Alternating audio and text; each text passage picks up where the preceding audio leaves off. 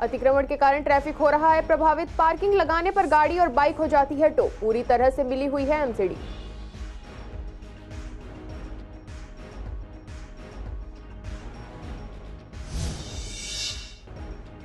मकर संक्रांति पर नहीं हुई पतंगबाजी। ठंड के कारण उड़ी कम पतंगे। लोगों ने घर पर खिचड़ी बनाकर मनाई मकर संक्रांति।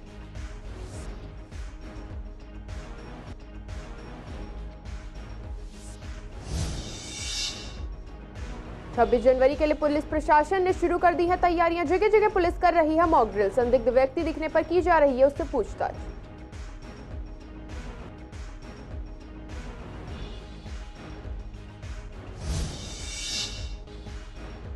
पूर्वी दिल्ली में बनाए गए हैं शेल्टर होम। शेल्टर होम से तकरीबन 40 से 50 लोगों के रहने की है व्यवस्था। परमानेंट होम में लगे हैं 14 बेड। लोगों को यहां करना पड़ता है दिक्कतों का सामना।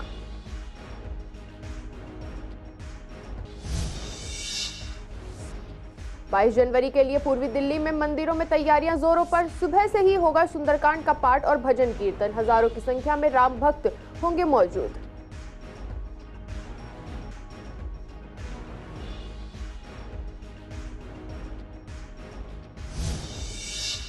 नमस्कार, स्वागत है आपका पूर्वी दिल्ली खास में। कुछ खास खबरों के साथ करते हैं बुलेटिन की शुरुआत।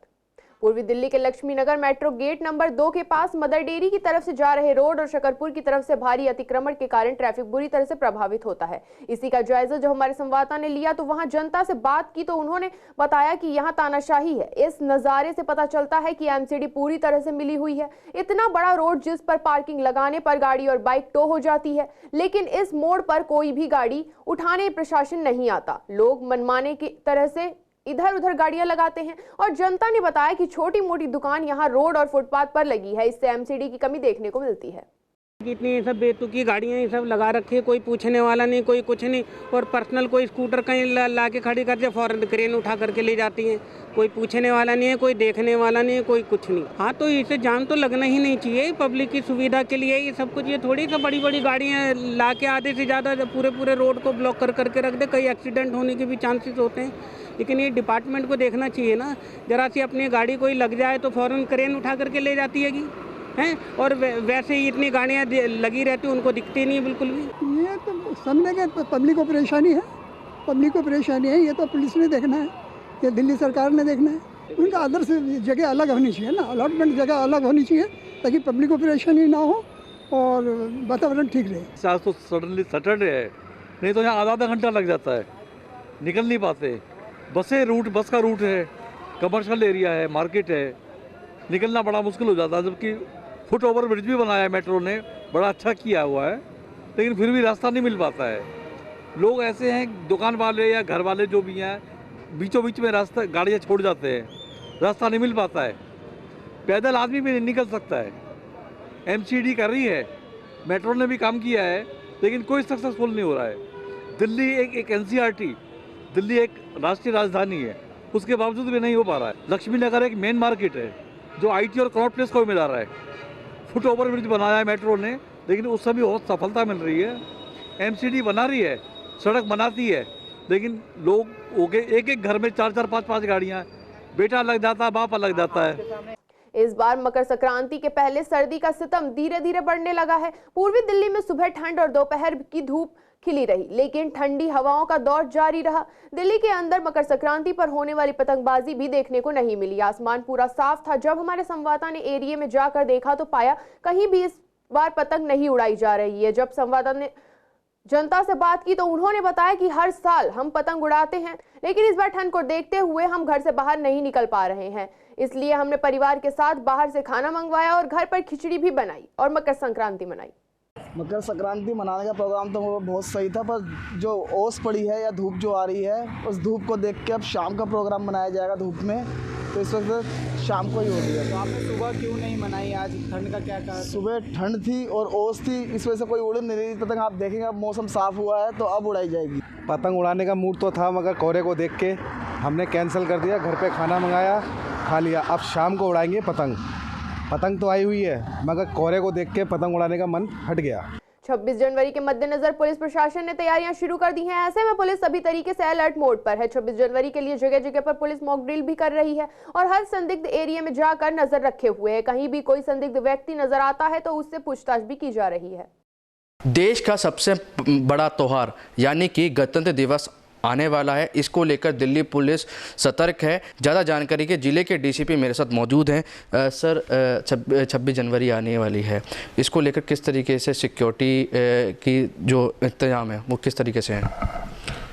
26 जनवरी को मद्देनज़र रखते हुए हमने इसमें पहले से ही काफ़ी प्लानिंग करके सबसे पहले हमने अवेयरनेस फ्रंट पे काफ़ी काम किया। जो लोगों के साथ हमने जितने भी स्टेक होल्डर्स हैं, चाहे जो होटल गेस्ट हाउस के ओनर्स हों, RWMWA के मेंबर्स हों, सिक्योरिटी गार्ड्स हों, जो भी हमारे कंसर्न ऑफिसर्स हैं जो वाइटल इंस्टॉलेशंस पे प्लेस्ड हैं, तो उन सब के साथ मीटिंग करके उनको जो इस साल के जो गणतंत्र दिवस के थ्रेट के बारे में अवेयर कराया गया और किस तरीके से उस थ्रेट को हम कैसे उस पर हम विजय पा सकते हैं, कैसे उसको ठीक कर सकते हैं, उसके बारे में भी सबको बताया गया। हमारी फोर्स भी प्रिपेयर्ड है और लोग भी सतर्क रहें कि ऐसा कोई भी चीज़ हो तो पुलिस के नोटिस में तुरंत लेके आएँ और 112 पे डायल करके बताएं या अपने नियर बाय SHO और बीट ऑफिसर को बताएं। सिक्योरिटी पूरी रखी है, कैमरे से भी निगरानी की, ड्रोन से भी निगरानी की जाएगी।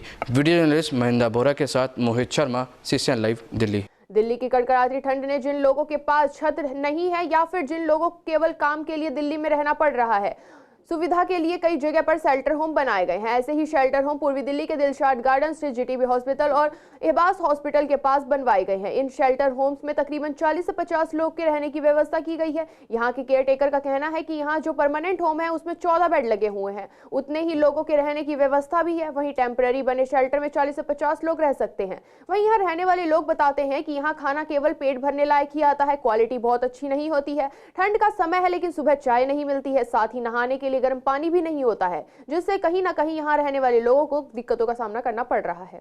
यहाँ पे देखिए जी, ये जो कच्चा बना हुआ है इसमें 30 से 40 आदमी सो सकते हैं इसमें। हाँ जी, और इसके अंदर भी मतलब ये है 20-25 आदमी हैं आराम। देखो जी, कंबल, गद्दे, पलंग, पानी, बिजली, सब चीज़ की सुविधा है। खाना भी दोनों टाइम आता है, चाय सवेरे आती है। नहीं वैसे हम जो है मतलब 3 भी मांग लेते हैं, 4 भी दे देते हैं। नहीं मैडम, इतना तो सर्दी के अंदर नहाते भी नहीं लोग, ये लोग मुँह हाथ धोया अपने निकल लिए बस। देखिए, वैसे तो यहाँ पे अंदर जो बेड हैं वो 14 हैं। अभी सर्दियों में तो 14 बेड भर जाते हैं और वैसे गर्मियों में थोड़े कम रहते हैं। अभी इस टाइम फुल चल रहे हैं नाइट में। साफ़ सफाई के लिए एक स्वीपर रख रखा है जो दिन में 2 बार आता है, एक मॉर्निंग में आता है और शाम को सफाई करके आता है। देखिए, वैसे तो कोई भी आ सकता है लेकिन ज़्यादातर हम जो नियर बाय के जो होते हैं लोकल के लोगों को हम नहीं देते यहाँ पर सोने के लिए। ज़्यादातर बाहर के लोग जो ऐसे कहीं दूर से अदर स्टेट से यहाँ पे दवाई लेने आए या फिर कोई किसी वजह से यहाँ पर आया तो उनको ही सुलाते हैं ज़्यादातर। बस यहीं से हवा आती है, बस जो भी कुछ है, बाकी तो नहीं, हवा तो नहीं लगती यहाँ पे। और भी बहुत जने सोते हैं यहाँ पे, बस ठीक है, अंदर उधर सही है। खाना वगैरह कैसा आता है यहाँ? खाना ठीक ही आता है, बस सही है खाना। हाँ हाँ, बस काम चलाओ। सब्जी में क्या आता है, रोटी आती है, चावल है और दाल है, बस दोपहर में चावल आते हैं, शाम को खाने लायक रहती है। ठीक है जी, बस अब क्या। कंबल वगैरह कितने मिलते हैं यहाँ पर? कंबल तो है, 3-4 कंबल मिल जाते हैं। कुछ कमी लगती है जो होनी चाहिए सरकार को? नहीं जी, और कोई कमी नहीं है, बस कमी नहीं है, पानी वानी सब कुछ आता है।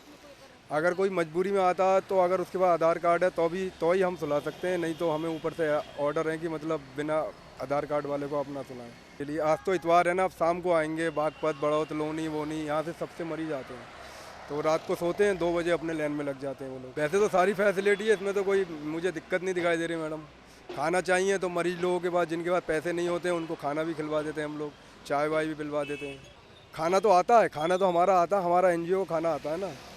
और जो पेशेंटों को लोगों के पास खाना नहीं है, बहुत से गरीब आते हैं, तो उनको हम अपने पास से खाना दिलवा देते हैं। अभी प्लेटें मंगवाई हैं मैंने परसों, मरीजों के लिए खाना वाना खिलवा देते हैं, चाय वाय पिलवा देते हैं। अयोध्या में जहां 1 और जनवरी के महीने में ही दिवाली मनाने की तैयारी है, वहीं पूरे देश को भी इस दिन दियों के जरिए रोशन किया जाएगा। ऐसे में पूर्वी दिल्ली के मंदिरों में भी इस दिन को लेकर काफी कुछ तैयारियां की जा रही हैं। कृष्णनगर स्थित संतोषी मां दुर्गा मंदिर और रघुनाथ मंदिर के पुजारियों ने बताया कि यहां 22 जनवरी को मंदिरों में सुबह से ही सुंदरकांड का पाठ होगा। भजन कीर्तन के माध्यम से भगवान राम को प्रसन्न करेंगे। साथ ही अयोध्या से लाइव आरती का सीधा प्रसारण LED के माध्यम से मंदिरों में किया जाएगा और शाम को दिवाली मनाएंगे। उन्होंने बताया कि कई हजारों की संख्या में राम भक्त यहाँ मौजूद होंगे। 22 जनवरी की तो यहाँ एकदम राममय होगा।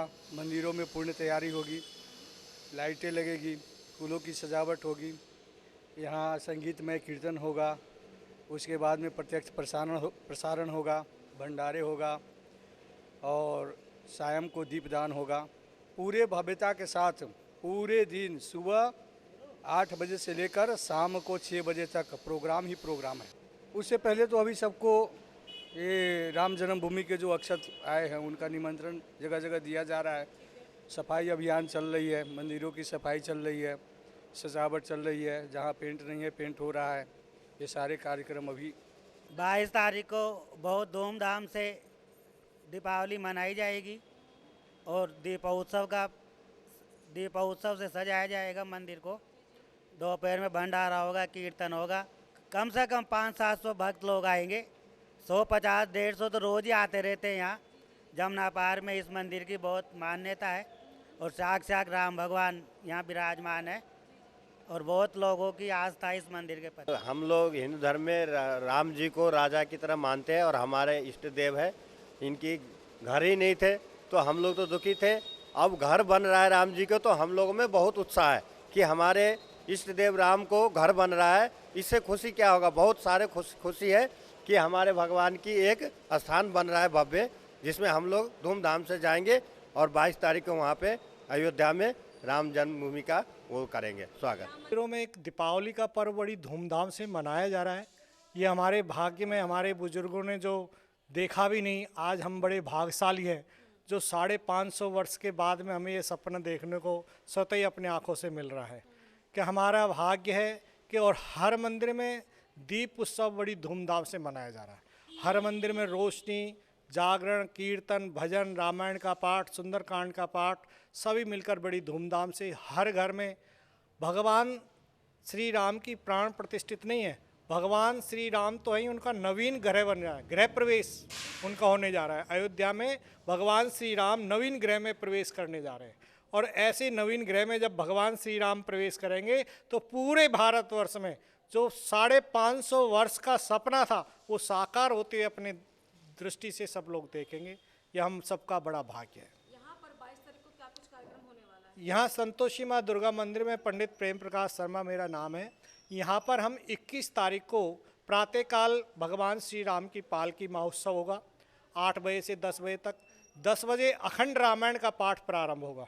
22 तारीख को 10 बजे अखंड रामायण का भोग डाला जाएगा। 10 बजे से 12 बजे तक जो है धूमधाम से कीर्तन होगा। भगवान का भय प्रकट कृपाला दीन दयाला आदि भजन होंगे और उसके उपरांत जो है विशाल भंडारे की व्यवस्था है जिसमें 200 किलो चावल है, छोले है, चावल छोले, पालक पनीर, लड्डू के वितरण है, फल का वितरण है। बहुत धूमधाम से हजारों भक्त यहाँ पर आएंगे और सबको बड़े विधान से भोजन कराकर सबको प्रसाद वितरण किया जाएगा। दिल्ली प्रदेश महामंत्री हर्ष मल्होत्रा के बयान के बाद पूर्वी दिल्ली की राजनीति भी गरमाई गई है।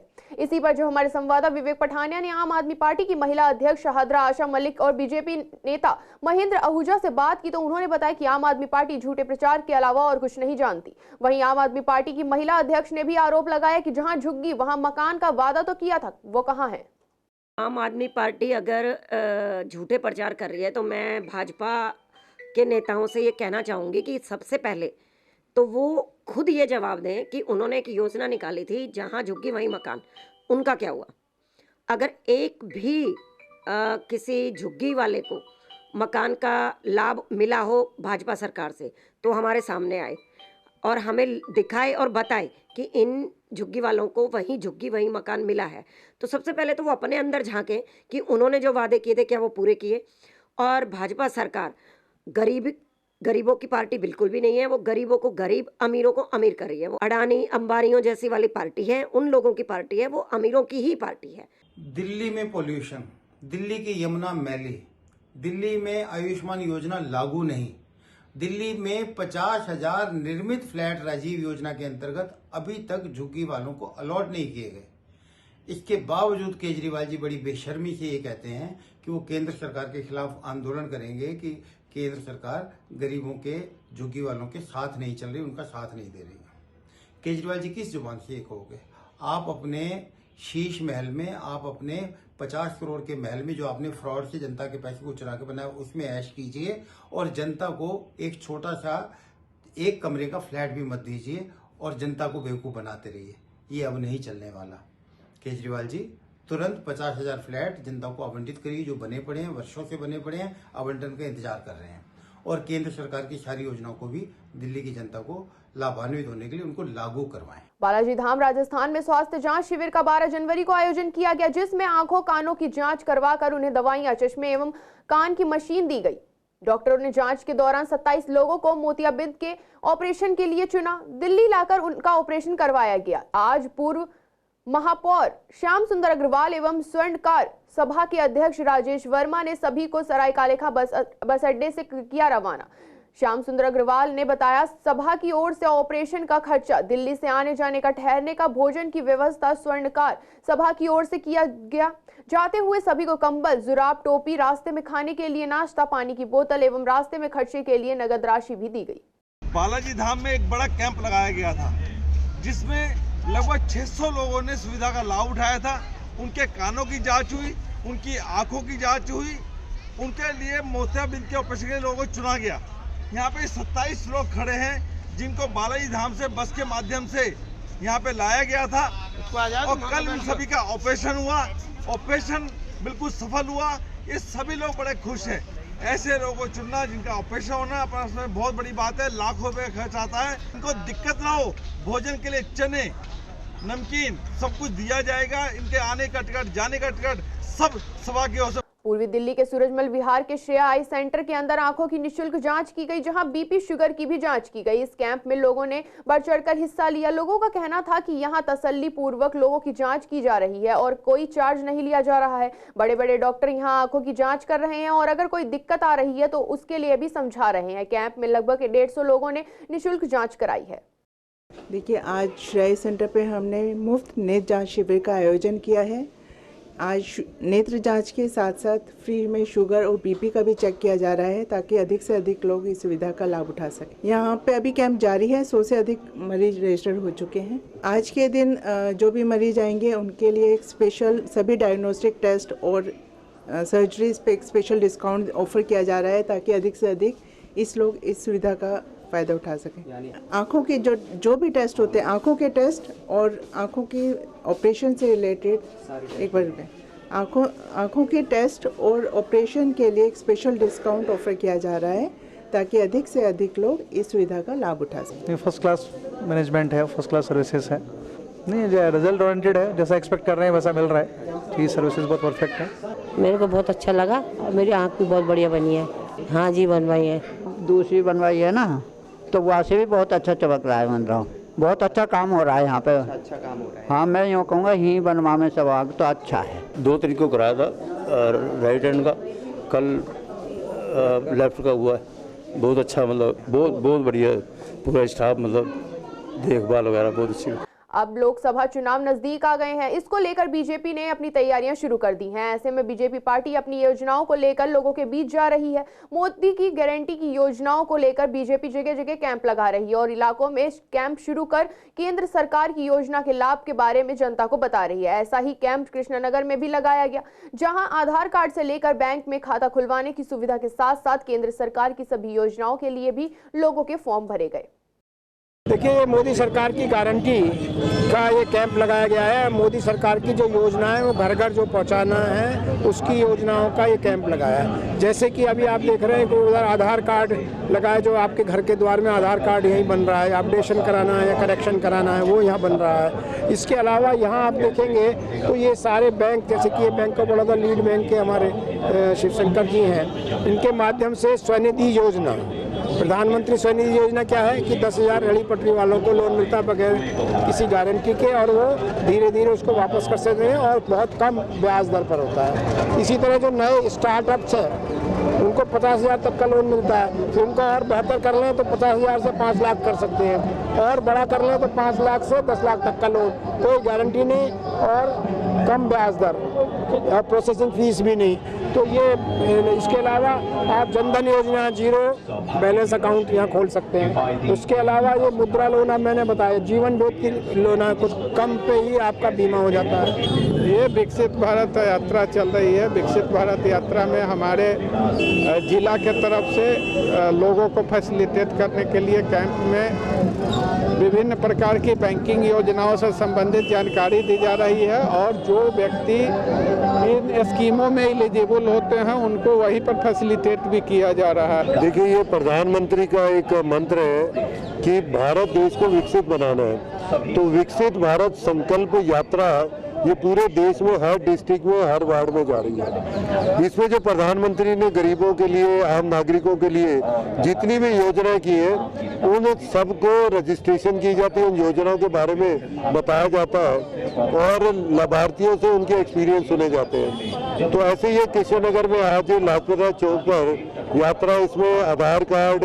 उसके अलावा बैंक लोन, मुद्रा लोन, इसमें जनधन खाता, फिर इसमें किसी को कोई बीमारी है उसका चेकअप किया जा रहा है। डॉक्टर्स को हमेशा ही दूसरा भगवान माना जाता है, लेकिन कई बार जान बचाने वाला ही जान जोखिम में डाल देता है। ताजा मामला रघुवरमपुरा स्थित जैन चैरिटेबल हॉस्पिटल का है, जहां एक महिला के साथ लापरवाही का मामला देखने को मिला है। पीड़िता के परिवार ने बताया कि कई दिन पहले महिला का ऑपरेशन इस हॉस्पिटल में किया गया था, जिसके बाद जब 2 दिन बाद महिला को तकलीफ होने लगी तो उसे यूरिन प्रॉब्लम होने लगी, तो परिवार ने डॉक्टर को जानकारी दी। तब डॉक्टर ने उसे तुरंत प्राइवेट हॉस्पिटल ले जाने के लिए कहा, वरना दिक्कत बढ़ सकती थी। परिवार तुरंत महिला को सेंट स्टीफन हॉस्पिटल में ले गया, जहां महिला अब वेंटिलेटर पर है। परिवार ने हॉस्पिटल पर लापरवाही करने का आरोप लगाया है और गांधीनगर थाने में शिकायत दर्ज कराई है। साथ ही मांग कर रहे हैं कि अभी तक जो भी खर्चा इलाज पर हो रहा है वो हॉस्पिटल देगा, और अगर महिला को कुछ हो जाता है तो उसका जिम्मेदार भी हॉस्पिटल होगा।